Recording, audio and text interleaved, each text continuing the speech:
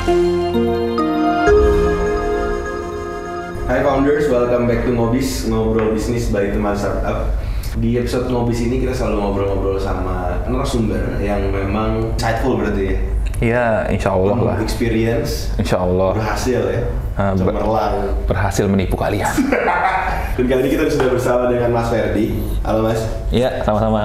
Sama-sama. Oh ya, halo bro ya, halo juga Bro Vino ya. Ini kita sekarang siaran langsung dari Pasar Raya di kantor Gojek ya. di kantor Gojek. Yang mana ini baru gua samperin mungkin ya baru 4 kali lah ya. Udah kali selama ini. Iya. Masih sepi ya teman-teman ya. Protokolnya sangat baik ya. Kali ini kita jarak nih kan, ada jarak nih kita udah. Jarak. Tapi tenang teman-teman, kita udah vaksin varises. Vaksin varises. Booster kedua. Booster kedua. Kalau nggak kita nggak bisa ketemu. Nggak bisa ketemu. Iya. Nah, di kali ini kita sebenarnya agak beda biasa kalau ngabis di studio kita, tapi karena waktu itu Mas Ferdi udah pernah main ke studio kita, teman-teman mungkin boleh lihat dulu videonya nih. Iya. Di sini nih. Oh ada nih ya. Di sini nanti. Wih. Nah, ini ada 2 video, yang itu satu yang di sini. Gua kayak juga nggak? Boleh geser. Tolong ya editor dari sini. Iya, gila keren nih editor. Ya. Saya tarik lagi Mas. Iya. Lagi. Langsungnya. Videonya sebelumnya kenalan dulu deh. Oh, iya. Jadi kan saya mengenalin. Mungkin Siapa Mas saya ya? Boleh kenalan dulu ke teman-teman. Ya, teman-teman, gua Ferdi. Sekarang gua di Gojek ngurusin digital marketing, growth intelligence untuk tim merchant. Jadi basically bantu-bantu dikit lah buat akuisisi UMKM sama retentionnya gitu. Ya, salam kenal. Semoga sisanya insightful ya dan tidak terlalu kaku.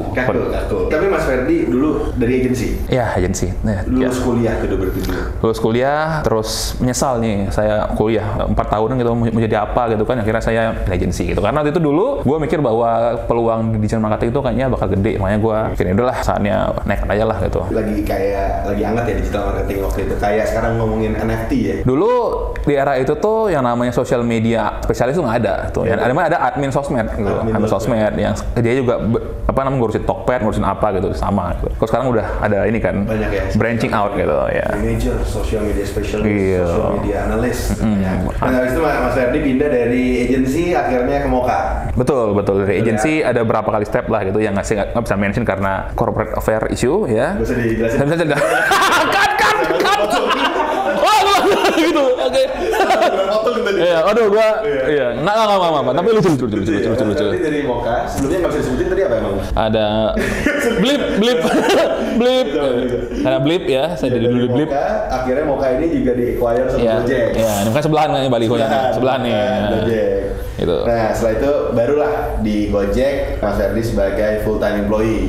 Iya. Tadinya apa Mas kalau bukan full time employee? Ya intern bertitle apa enggak saya sebelumnya memang full time employee, jadi emang udah dari Moka terus kita Gojek kita ngelihat ada opportunity buat growing as a team ya, kita akhirnya growing, kita udah bikin tim yang namanya tim merchant marketing ya, kita udah hampir 2 tahun di sini, bentar lagi kita mungkin anniversary di Agustus gitu ya. Oke, bentar lagi ya. Ya. Berarti kan Moka sendiri di-acquire ya sama Gojek gitu. Nah itu berarti dalam satu kontraknya acquire itu ada ya, Mas Ferdi Andriawan juga harus pindah ke Gojek gitu. Enggak. Nggak di kontrak nggak ada tuh. Kan ada tuh kan yang bakal berubah adalah ABC jadi sama ada tulisnya DLL. Nah, saya DLL-nya. L-nya itu saya. Oke. Itu ya. Ini hampir nggak jadi karena Mas Ferdi mau ditahan. Jadi cuma pengen Mas Ferdi jadi beli Iya, Moka ya, Gojek. ketahan di WC umum gitu. Kekunci jadi nggak bisa di-acquire gitu teman-teman ya. Oke. Ya. Nah, Mas Ferdi ini terakhir sempat ngomong di salah satu video Education itu, kalau misalnya ada satu persepsi marketing yang sering salah nih, yaitu the more money you burn, the more money you get. Bakar uang, startup, itu kan sering kita dengerin ya. Betul, yang bikin polusi Jakarta teman-teman tuh adalah teman-teman bakar duit, Bakar sampah dong Mas. bakar sampah, betul. Tapi sampahnya nggak diisep teman-teman, biar aja. Dan ini juga jadi polusi ya Mas ya? Polusi di ini ya, kancah pekerja-pekerja ya. Iya. Tapi jangan salah teman-teman, kita bakar duit buat iklan teman-teman, kita menghidupi THR dari karyawan perusahaan iklan teman-teman. Jadi teman-teman perusahaan iklan ya, ingat THR Anda kita yang bayarin. Iya betul. Bersyukur kamu ya. Pemilik billboard ya. Betul, billboard. Betul. Tapi kalau misalnya Mas, ngomongin itu kan suatu hal yang sering banget ngomongin startup bakar uang. sebenarnya awalnya itu kenapa sih ada sampai orang ngomong kayak gitu? Jadi kalau teman-teman aware gitu ya, mungkin sekitar 5-10 tahun lalu tuh mindset untuk bisa rapid growth itu adalah sesuatu yang dicari oleh investor gitu kan. Kenapa? Karena mereka trying to prove bahwa market Indonesia itu emang growing, which is growing. I believe Indonesia tuh potensial growing itu masih lebih tinggi lagi. Kita bisa lihat bahwa sekarang tuh bankable market tuh udah cuma berapa persen, tapi kita udah bisa get a lot of ini ya, visibility dari produk namanya GoPay, dan juga dari segi merchant kita juga melihat bahwa penetrasi SMEs yang udah pakai tech-based solution itu udah banyak sekarang. Cuman emang dalam prosesnya dulu emang ada banyak sebuah persepsi yang mana menurut gua nggak salah, karena pas zaman itu benar gitu. Untuk kita rapid growth, emang kita growing gede-gedean, tapi kita nggak mikirin berapa banyak cost yang kita harus burn untuk get that user. Dan even worse, majority of those people yang dia mikir untuk kita butuh rapid growth, dia nggak even think about how much cost that I should have gitu ya untuk bisa retain this user in my app gitu loh. Jadi kalau lo dulu aware gitu ya, jadi I think I've been in a multiple company before, dan the biggest issue is always about gimana caranya nih kita buat menghidupin user-user atau para pelanggan ataupun even merchant gitu ya. Kita jemputannya di sini kalau di Gojek tuh untuk yang UMKM atau user dari B2B itu yang merchant, untuk dia nggak dormant lagi. Dormant asin dia kayak pakai sekali habis itu hilang gitu. Nah, karena itu banyak. Dan I really believe bahwa dormant user pasti bakal ada. Cuman volumenya gede, kenapa? Karena mereka udah ke trigger sama promo, and then once promo nggak ada, mereka bakal dormant gitu-gitu. And then that's the mindset and that's the issue yang kita hadapin sampai sekarang gitu. Which sebenarnya mungkin dinamika udah berubah, cuman it's still there gitu. Tapi maksudnya Mas Ferdi pun juga pernah ada di company yang not as big as Gojek. Anggapan kita sebagai teman-teman founders nih, baru di fund gitu. Dapat uang, dapat budget marketing yang biasanya berapa, tiba-tiba kita punya budget lebih gede, akhirnya kita spend lah uangnya apalagi gitu. Itu step 1 yang memang harus dilewati dong Mas. Agree. Itu pasti kita bakal melewati fase dimana kita butuh untuk ngejar growth gitu ya. But then if you seen condition for startup di era sekarang gitu, yang mana kita tech industry kita tahu sendiri bahwa emang lagi banyak inilah ujian gitu ya, ujian dari langit gitu ya, langit atau dari ya mana lah gitu ya, mungkin Ukraina apa saya nggak tahu lah ya kan, saya cuman bisul lah di ini kan di era ini kan ya. Cuman one thing for sure adalah kalau sekarang tuh para investor tuh udah mulai melihat kayak rasio antara profitability itu gimana sih gitu. Dan how long we should take gitu ya untuk kita actually get the payback period. Jadi nanti kita benar-benar kayak intinya kita spend berapa dapat berapa, ROI lah ya, itu bisa maksimal gitu. Dan itu memang sebenarnya sekarang sudah sangat terbantu dengan digital marketing lah ya. Semua tools Mas Ferdi sempat ngomong kalau dulu pasang campaign aja harus manual. Iya, harus nelpon orang Google dan Facebook gitu kan. Halo Mas, tolonglah Mas naikin Mas, karir saya di sini Mas gitu. Kalau Mas nggak, iya, bener-bener gitu. Saya gue biar ada push factor-nya, gue bilang Mas tolong Mas, karir saya nih bergantung sama tangan Mas gitu.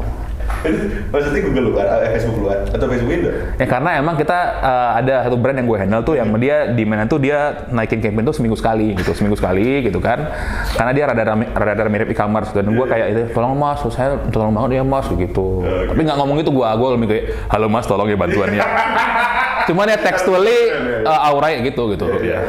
Gitu. Kalau misalnya nih Mas Ferdi juga sempat ngomong kalau misalnya isunya adalah karena fokusnya mikir tuh harus awareness. Zaman sekarang rendah BRM-nya buat transaksi langsung dibanding zaman dulu, jadi harus tahu dulu karena mungkin opsinya juga banyak. Dan terus akhirnya fokusnya bukan sekedar mengejar awareness tapi reduce consideration pada seseorang sehingga orang tersebut akan ke-trigger untuk langsung transaction atau trial. Apakah memang betul bisa kita tidak fokus di awareness tapi bisa skip those part? Kalau dulu kan orang itu yang namanya ini ya media tuh is a luxury kan. Kayak dulu awal-awal TV muncul tuh nggak semua punya TV, tapi semua punya radio gitu kan.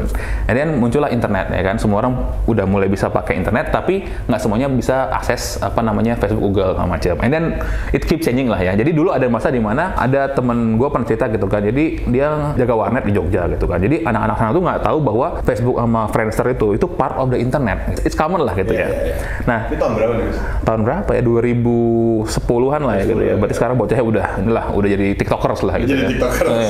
Jadi mungkin that's why sebenarnya ketika ini berubah gitu ya, so that changes to happen lah gitu. Jadi kita bisa melihat bahwa yang namanya sekarang itu tuh tools semua tuh udah available gitu ya. Tinggal kita doang nih, kita bisa nge-utilize more data online gitu loh. So I've been in a position di mana kita dulu di brand lama gua tuh kita bingung nih kita mau do campaign apa sih gitu loh, gitu kan. Dan kita hanya menggunakan Google Trend doang dan kita bisa get 2 or 3 ideas yang sebenarnya cukup award winning lah gitu. Tapi sekarang ya again, we have a lot of data, tapi challenge-nya adalah gimana gimana kita bisa ngolah itu. Nah, itulah kenapa namanya analytics sama data scientist tuh ya, itu mahal sekarang harganya teman-teman gitu. Karena ngolahnya susah gitu. Kalau dulu apa namanya bukan nggak mau ngolah, emang ada diolah gitu kan gitu. Apalagi untuk early stage startup ya hal-hal data gini yang paling kurang memang. Misalkan investor ataupun everyone lah bakal nanya kayak bakal nge-challenge kan like how big is your CAC gitu. Apa namanya what is your retention rate gitu kan. It's a basic stuff gitu. Yang mana majority itu nggak bisa answer karena they basically apa namanya cannot create a cohort atau analisis yang deep dive untuk itu gitu loh. Iya. Padahal itu data yang penting justru untuk ketika fundraise, untuk ketemu partners gitu. Exactly, kan mereka tahu nih kita seberapa sukses lah gitu ya di depannya gitu. Apakah ini bisa sampai bertahan sampai ajal tiba atau sampai hari kiamat mendekati H-1 kiamat? Ya itu depends lah sama Hermetex lah ya gitu. Ini juga Mas Ferdi sempat ngomong, do some survey to understand the market dynamics. There's no one formula fits all for this. Maksudnya apa nih Mas? Jadi ada banyak case di mana tuh gue sering nih kan webinar gitu kan ya, dan gue sering nanya nih berapa sih Mas saya budget yang butuh saya burn buat acquisition. Wah, tipikal lah gitu kan. Paling minimal nih Mas. Berapa minimal gitu loh gitu. Kayak itu tuh kayak tipikal gambling aja gitu kan Mas. Jadi saya berapa nih masuk investasi berapa nih masuk kripto gitu kan, nanya ke forum gitu kan. Gue sebagai seorang marketer yang udah pernah spend dari mulai 5.000 perak per hari sampai berapa per harinya. Gitu. Nggak boleh. Enggak. Rahasia perusahaan ada di ketiak masing-masing. Ya, which is sebenarnya tuh problemnya adalah gini, mereka tuh berusaha untuk kayak skip the part of knowing the audience and go straight to conversion, gitu. Which is nggak wrong, it's not wrong gitu. It's the first attempt of somebody untuk bisa learn the business kan. But then if you see the overall journey of a user gitu ya, banyak dari part itu yang kita nggak tahu gitu loh. Kayak sekarang gini, kita nggak tahu bahwa how much anyone ya yang listening to this podcast right now yang tahu kayak intinya user kita itu ya what would be the top 3 atau 5 reason kenapa dia follow kita, like we haven't survey gini kan, majority bohong gitu loh. Dan kita we do that gitu loh, kita emang punya luxury untuk bisa nge-survey user kita, bikin profilingnya dari segmen ABCD kira-kira tuh gimana sih perceptionnya gitu loh. So even as in Gojek right now gitu ya, kita punya kayak 3-5 segmen per produk ya for B2B gitu yang kita survey untuk ngelihat sebenarnya gimana sih perception mereka terhadap produk kita sekarang gitu. From 7 to 10 attribute kayak misalkan friendliness atau seberapa easy produk kita dipakai, like how good is our product blah so on, tuh berapa sih mereka menilai kita dari 1 sampai 10 gitu loh. So I think it's very important gitu ya untuk bisnis kecil gitu yang mau orang jual cappuccino cincau kayak atau jual pop ice rasa lebah madu kayak segala macam, it's very important gitu ya untuk bisa tahu nih what is the baseline of your user gitu, what's the typical profile of user. Jadi kalau misalkan ada user datang itu tanya ini gimana Mas, enak nggak Mas ini apa namanya pop ice-nya gitu, pop ice-nya apa enak nggak nih Mas gitu, and then ask them gitu ya what would be the thing yang kalau lo bisa do something in this product tuh, it will help you to make this product into a better product gitu loh. Nah itu kan hal sederhana kan, itu survey, a small survey, it doesn't have to be a paper based solution, tapi it's actually help you to apa namanya understand and upgrade your product strength gitu. Berarti kalau misalnya ada orang yang suka ngomong, oh survei itu hanya untuk perusahaan besar gitu, yang kuesioner atau penelitian gitu, sebenarnya ya hal kecil kayak tadi jualan pop ice pun bisa mengembangkan produknya dari survei tadi kan. Betul gitu. Jadi iya, so I think asking is the first thing to do, and I've been in a multiple webinar dan my idea it's always been about asking the right questions is sometimes the hardest thing to do dan answering the right thing gitu. Gila, gue mau quote ini deh di buku SD anak-anak nih, bisa nggak? Apa itu? Ya misalnya itu quote tadi ya. Masuk ke buku SD, jadi masuknya ke ini sidu iya, jadi samping apa rumus perkalian ada quote gue gitu.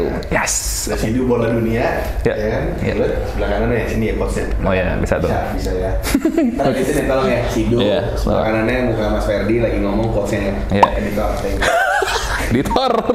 Nah, Mas, tapi misalnya gini nih, banyak orang yang enggak lah, itu gue sering lakukan kok Mas. Kalau misalnya orang datang ke kedai gue ajak ngobrol gitu. But actually kita butuh, anggaplah misalnya kita bilang gitu, ada customer yang memang nggak suka aja sama makanan kita, tapi kan berarti kita butuh nggak cuma satu nih, kita berarti butuh banyak. Kalau emang 10 orang bilang nggak enak, lu jangan ngeyel masih bilang makanan nggak enak gitu misalnya gitu. So then buat UMKM, buat startup kecil, buat small business gitu, setelah tadi sudah melakukan pertanyaan tadi, riset lah kecil-kecilan tadi lah gitu, sebenarnya apa sih yang harus dilakukan? Mendatanya kah? Yang memang bisa doable lah buat teman-teman yang baru mulai ini. Jadi dulu kita pernah ada satu event offline gitu ya gitu. Tapi gue merasa bahwa sekarang ada istilah yang aneh tapi sekarang jadi normal gitu. Webinar offline teman-teman. Mana ada webinar offline teman-teman? Tapi itu normal aja ngomong, iya ini webinar offline apa online, aneh kan gitu ya. Namanya webinar ya web gitu ya. Tapi anyway itu nggak penting, cuman maksudnya gini, ada sebuah event dulu workshop gitu kita bikin, dan salah satu pembicara selain gua tuh ngomong gitu, kita pernah melihat di produknya dia gitu ya, dia di produknya di Zomato gitu ya. Jadi ada satu new restoran gitu, dia menjual makanan yang sebenarnya tuh quality jelek gitu ya. And then dia ketika dia open itu tuh udah banyak nih yang review jelek gitu. Review jelek, kayak misalkan bilang ini kayaknya agak basi hal macamnya gitu. And then the owner ataupun the apa namanya mungkin ya tim marketing atau apa merasa bahwa it doesn't matter to brand gitu. It's probably not ada feedback to our product, it's just a oknum doang gitu loh. And then dia berusaha untuk solve that solution dengan cara apa? Adalah dengan cara hire a lot of influencer, dia ajak bikin bengke gede big party gitu di acara dia serve the food gitu ya. And then dari situ tuh ada banyak yang keracunan gitu teman-teman gitu dari makanan dia. So I think it's some, and then again it's actually a prelude gitu ya, atau intro toward a larger PR crisis ya. So what we can see from here adalah you are probably at some point you have to start to listen to some of the key points yang orang-orang tuh berusaha ini, karena people who gave you critic ya, who gave you a lot of input itu sebenarnya adalah orang-orang yang concern gitu ya. Well, you have to see the tone juga and the language juga gitu, tapi basically they have a concern gitu loh. And then you see gitu loh, maybe it's not the mindset that is having the problem right now, but it's actually the product gitu. And then as a business owner gitu ya, kita kan udah invest gede nih kan, so we have a bias gitu, di mana kita berusaha untuk protect what we have spent the most, karena we trying to justify lah, kita gue udah spend segini, masa gue nggak sukses gitu kan. So at this point kita harus mikir, probably they are probably right, and then probably we need to understand our product better gitu, untuk bisa serve our customers more gitu. Jadi kadang-kadang ya sebagai founder, kalau terlalu sayang sama produknya juga salah juga. So don't deny it and then try to embrace your flaws lah ya. Kalau kita bilang, oke lah, tadi kita ngomongin riset, kita memang mungkin kalau ngomongin digital marketing sangat luas banget lah ya. Kita dari tadi baru ngomongin sejauh research, knowing customers, kembangin produknya dari feedback yang ada gitu. Tapi sebenarnya end game dari sebuah digital marketing itu apa sih? Apakah kita memahami customer behavior kita dari data yang sudah kita dapatkan, atau misalnya kita mendapatkan CAC yang rendah, atau apa sih sebenarnya? So the game of any marketing in digital marketing itu ya, in digital space itu adalah how do we actually itu transform somebody's behavior into a desirable outcome gitu loh.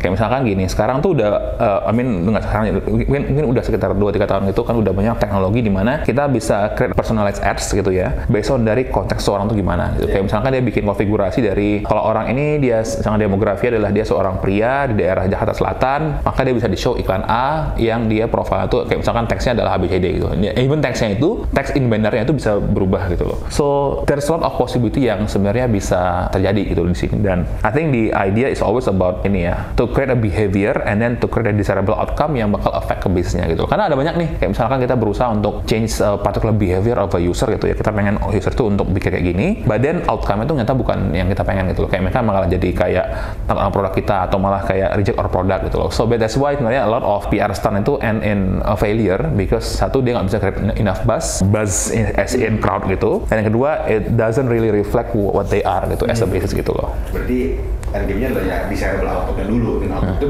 beda-beda, approach-nya juga beda-beda berarti. Tapi walaupun hasilnya pun tidak negatif berarti, tapi tidak sesuai dengan output awal, itu juga berarti fail juga ya. Exactly. Nah kalau misalnya kita ngomongin, Mas Ferdi sudah pernah kerja di agency, pernah dalam tahap perusahaan yang kecil sampai perusahaan besar gitu. Buat teman-teman, let's say UMKM startup gitu, anggap tim masih berempat, berlima gitu. Sebenarnya ideally pakai agency is a good choice apa enggak sih? I think question is not about whether or not to hire agency, tapi whether or not you have the long-term plan untuk tahu nih how much you should actually burn ya, and how big is the ROI for investment in any of your marketing needs gitu loh. Karena mau itu tuh individual team atau dia mau agency, itu is always about the cost kan yang kita bear company gitu loh. Karena gini, begitu lo hire agency then it's gonna be marketing cost, tapi kalau kita hire person it's gonna be your HR cost gitu. It's something yang sebenarnya a little bit of inilah ya, different. Tapi kalau gue bisa discuss something di sini gitu ya, it depends sebenarnya sama type of business yang lo own gitu. Kalau misalkan let's say lo lebih kepada UMKM yang mungkin lo produknya mungkin bit of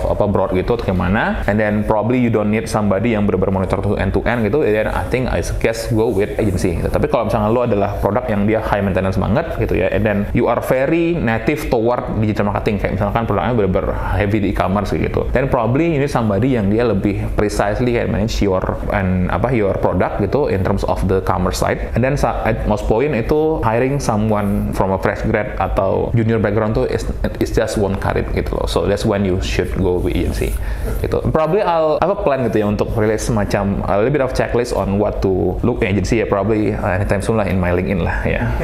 Tunggu aja lah. Kalau gua nggak malas lah gitu. Yang mana gua malas sekarang. Gitu. Oke.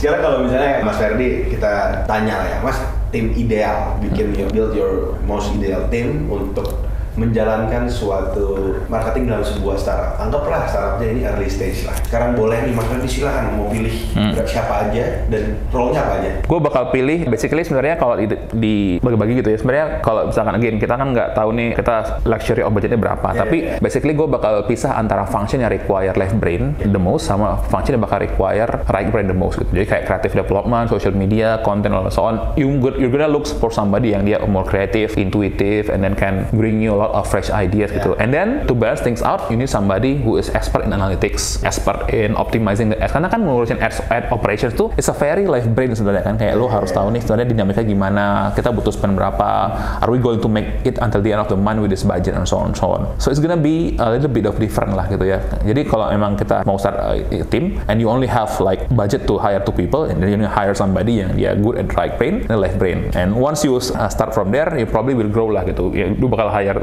team for startup gitu, and then probably another team for analytics only. Jadi dia benar-benar untuk scrape data and so on, and one for probably offline marketing or probably doing this community stuff lah gitu.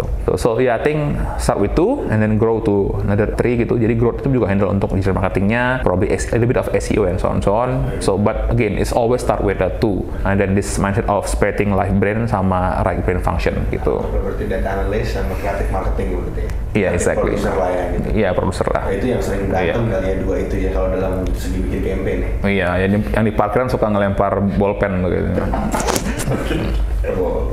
Oke, Mas, nih anggaplah hari ini teman-teman, oh Mas Ferdi ini seorang head marketing ya, ketemu ternyata ini kenalin Mas Ferdi, terus saya temannya, terus saya bilang, Mas, ini nih saya lagi baru mau jualan tisu nih kayak gini.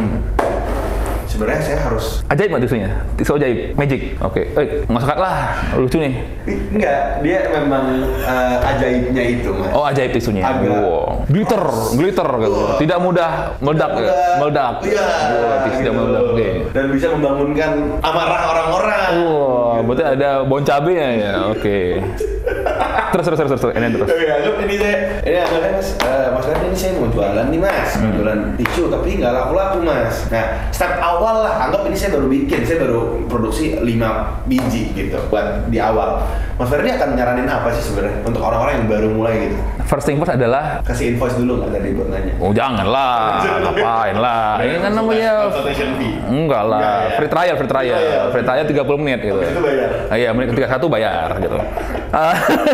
I think kalau misalkan case ginian, kalau untuk ini ya, untuk case kayak kita produk gimana sih, itu adalah to ask your 5 of your closest friends, and then ask 5 of any strangers gitu. Nah, kenapa itu penting? Jadi logika sama kayak misalkan kita mau berobat gitu. Berobat tuh sebenarnya ideal adalah kita nanya tiga dokter gitu kan, dokter yang baru benar-benar baru lulus untuk tahu nih fresh teorinya apa, and yang udah agak senior sama yang senior banget untuk tahu sebenarnya lapangannya gimana gitu kan. So always like that gitu. Kenapa itu penting? Karena it's always important untuk see thing beyond the bias itself. Jadi kayak misalkan, oh ternyata produk kita tuh menurut orang tua kita enak sama macam, mungkin karena dia a part of it. Tapi once you give it to the stranger kan, what would be the lasting impression yang si stranger nih itu tuh understand of the product gitu loh. So kalau sama kayak misalnya kita mau bikin logo gitu kan ya, ketika bikin logo tuh first habis bikin logo adalah kita ngecek nih kalau dia bikin hitam putih dan ada teksnya itu tetap ada teksnya apa gitu. Jadi ketika di case gituan kita cek nih what would be the average customer perception sama apa sih persepsi orang ketika melihat produk kita, ketika melihat logo kita, so on gitu. Jadi kayak logo tuh kalau ada competition logo udah pasti dites tuh langsung ke ininya, cek nih kalau ini dipisahin gimana, kalau hitam putih masih ada value-nya apa enggak gitu. The first step berarti. The first step is always to try it to user dulu. Karena ini it's always the easiest untuk atau probably hardest untuk tes market langsung gitu kan. I mean you can read a lot of textbooks about theory in marketing and so on, textbook about business and so on. But then when it comes to the actual playing field, your degree sometimes just won't cut it karet gitu loh. Your knowledge won't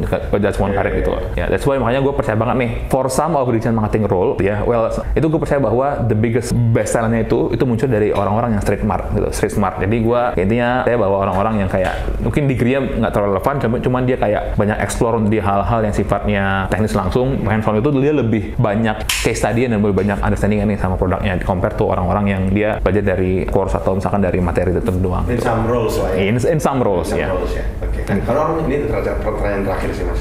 Banyak orang suka bilang marketing tuh sebenarnya ngulang aja, ngulang dari dulu dari radio ke TV ke internet dan sebagainya, tapi ngulang lagi. Apa ada nggak sih yang nggak berubah sebenarnya? I think the consistent one is always about debate gitu ya, whether or not we are doing the marketing stuff or just a simple sales strategy gitu loh. Gitu. Kayak misalkan diskon nih. Diskon is area yang sebenarnya tuh is always been the major partnya itu dari tim sales. Tim sales loh. Itu tim sales. Tapi eksekusinya itu dari tim marketing gitu kan. Gitu. Kayak intinya gini, kita what part of the transaction of user yang kita butuh untuk drop nih, apakah itu delivery-nya atau misalkan naikin bundlingnya atau apa gitu kan. And then you come up with a strong message untuk bisa compile all of them gitu. Dan I have to say bahwa majority of the campaigns yang ada tuh most itu is just trying very hard to sell something gitu, not to market something in a good way that actually relevant to a lot of people gitu loh. So if you have time gitu and you have resource untuk bisa see beyond that, I think it's very important gitu loh. Karena ada banyak orang yang burn promo gitu kan. But not every company that burn promo actually get the best retention out of that gitu loh. So if you have luxury to do promo, then you probably somebody yang privilege gitu ya. But then how do you utilize that privilege? How do you use all of your resource for an unfair advantage of yourself gitu. That's gonna be the one that actually separates you from somebody who is working in a sales department and somebody who is actually working in a marketing department. Karena seperti kita ngomongin di awal, pada akhirnya ya promo ini bertahan lama kah? Bagaimana cara maintainnya untuk mereka repeat lagi? Exactly. Lifetime value-nya dan sebagainya. Yeah. Sudah terjawab semua pemirsa di rumah. Yeah. Ada pesan-pesan buat pemirsa di rumah? Kalau ada pertanyaan apa-apa boleh ya klik di PO Box ini. PO Box nggak? PO Box. Peace love and gaul. Peace love gaul YOLO. Tawan angkatannya dah. Ya maaf teman-teman ya, saya angkatannya Dwi Andi kan. Iya nih, zaman-zaman susu soda masih luxury food ya. Oke Mas Ferdi, thank you banget udah diajak main ke kantor. Sama-sama Vin ya. Udah cerita juga tentang digital marketing pada teman-teman, common case-nya, common problems-nya, some case-nya juga insightful buat kita, dan pastinya buat teman-teman di rumah juga. Tapi kalau ada teman-teman yang masih mau nanya, boleh kemana sih Mas? Boleh ke linkin gua aja gitu ya. Instagram gua jahanam lah gitu ya. Jahanam. It's a lot of inilah ya, dark stuff gitu. Dark banget. Bentuknya apa tuh kira-kira biasanya? Kelenjar. Keringat maksudnya. Keringat. Ya, jadi penuh dengan keringat kerja keras saya gitu. Ya kan, kerja keras saya di semua. Jadi di linkin lah ya buat linkin aja gitu ya. Nanti apa silakan lah free di linkin ya. Boleh ya. Yang apa ya? Free trial 30 menit. 30 menit ke 31? 31 bayar. Oke. Hah? Pakai apa Mas? Inilah GoPay lah. Iyalah, pakai GoPay oi. Iya. Thank you Mas Ferdi sekali lagi. Ya, thank you teman-teman. Thank you founders for listening. Thank you, semoga ilmu yang bermanfaat ya. Nah, ya. ketemu lagi di episode selanjutnya. Ya, bye.